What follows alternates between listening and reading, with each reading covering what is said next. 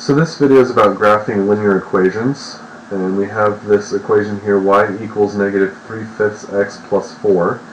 So I'm going to show you how to move these points around where they need to be so we can get this answer right.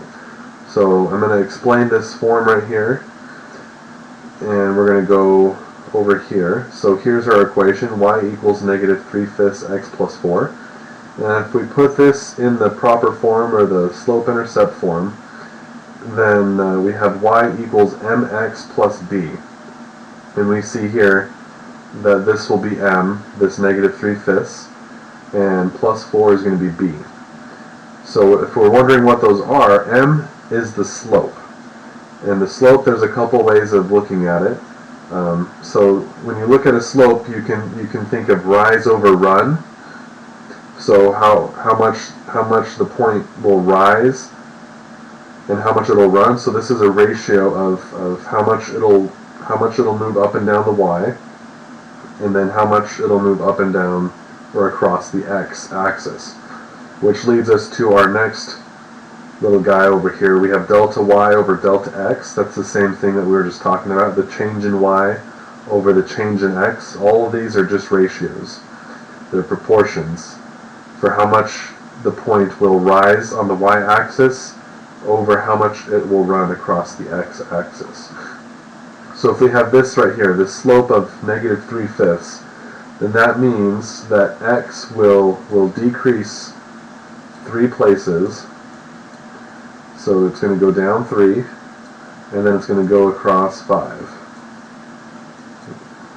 So 1, 2, 3, 4, 5. So we're going to have a slope that looks kind of like that.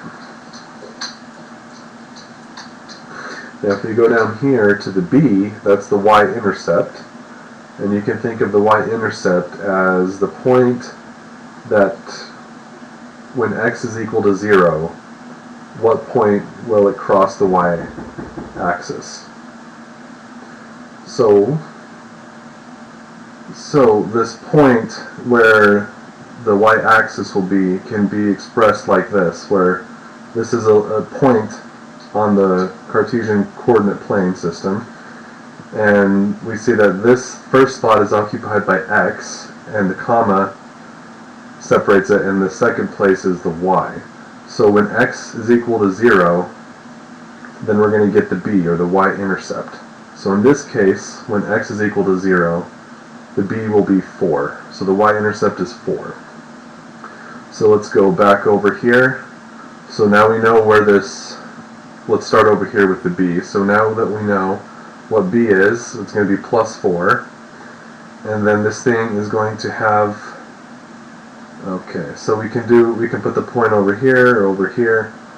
So let's think about this. So we start at 4. If we start at the b and we go down 3, our change in y is going to go down 3. So we're going to be at 1. And then we're going to go across 5. So right over here. So you see here, this is probably the easiest way to do it. Start with the y-intercept and then just tack on the slope from there. So let's go on to the next one. Okay, so in this one we have, I'm going to go back over here to show you this. So we have negative 2y equals negative 20. Now you might be able to do this in your head, might not, but let's just go back over here. Okay, so we have negative 2y equals 20. Now if we put this in the slope-intercept form, then we're going to have y equals, let me see, okay, so we're going to have y equals mx plus b. Okay, so we're looking here, we don't see any x, and we don't see any slope. So if we don't see any x, then what that means is there is no slope, or the slope is non-existent. So the slope is 0 over 1. So that means it's going to rise at 0, so it's going to just be a straight line that's parallel to the x-axis. So we have no slope in this one, and then our y-intercept, the b, is going to be equal to 20. At least that would be the case, but we have this negative 2 here. So let's rewrite this over here. Negative 2y equals 20. Alright, so we're going to get y by itself. We're going to divide both sides by negative 2. And so we're going to be left with y equals negative 10. Alright, so y equals negative 10. That means y equals negative 10 for every point across the x-axis. So let's go back over here. So we're going to go down over here. It doesn't matter where you put it, as long as it's on this y equals negative 10 line. Alright, so you can double check this. When x is 0, y equals negative 10. When x is 8, y equals negative 10, and so on. Every point across the domain, y is going to be equal to negative 10.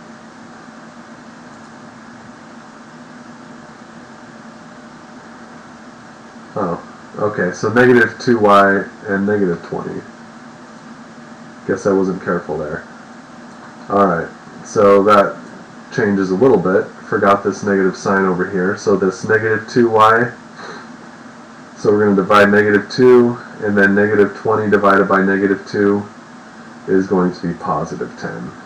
So it's a good thing I didn't make that mistake when we were later on. So you want to be careful to not make these stupid mistakes after you're on, let's say, 4 problems in, because then you got to start all the way over. So, alright, so learn from that, and let's go on to the next one. Alright, so let's skip the paint over there, and let's just do this problem here. So negative x equals 7. Alright, so what does that mean? Okay, so let's just divide this by negative 1, and let's put this negative over here. So this is the same as saying x equals negative 7. So if the last problem, where y equaled 10 all the way across the domain, then this is going to be where the other way around. So we're going to have y is going to be equal to any value as long as x is at negative 7. Okay, so that looks good.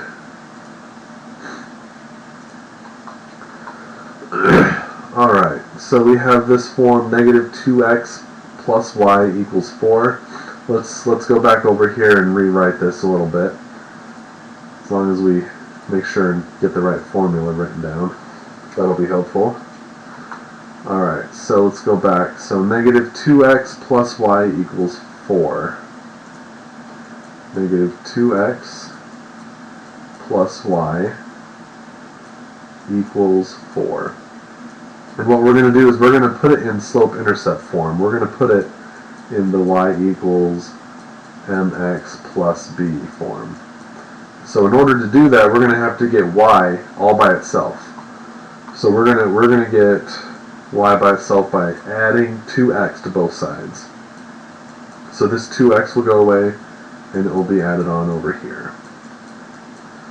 Alright, so y equals 2x plus 4. Alright, so we know how to analyze this now. This 4 is going to be the y-intercept, and then 2x is going to be the slope, so that means it's going to, the y value is going to increase by 2, and the x value is going to increase by 1.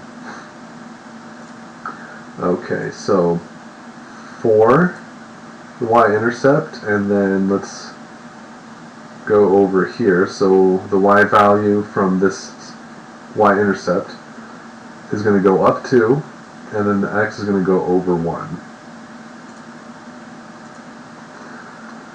Okay, so a similar thing. So in this problem, we can just imagine what we're going to do with this. So if we add y to both sides, it'll make this y positive. So let's imagine adding y over here.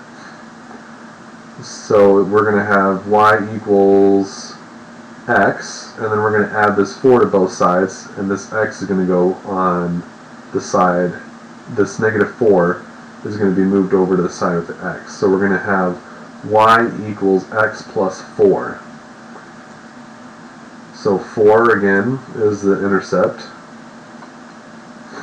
And then x, positive x, so that means it's that invisible fraction that you don't see is 1 over 1. So y is going to increase by 1, x is going to increase by 1.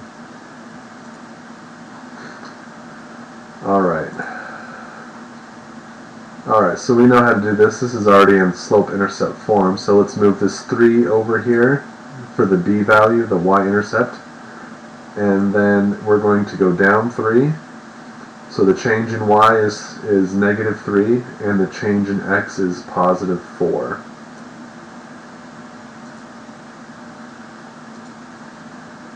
Alright, let's do one more. So let's divide both sides by negative 4, and that'll give us y equals 7. Okay, so that means y equals 7. Just put that over here. So y equals 7, there's no x, there's no slope, so it's just a straight line where any point across the domain is going to be, the y value is going to be positive 7. Okay, so hopefully that video helps. If you have any questions, just let me know.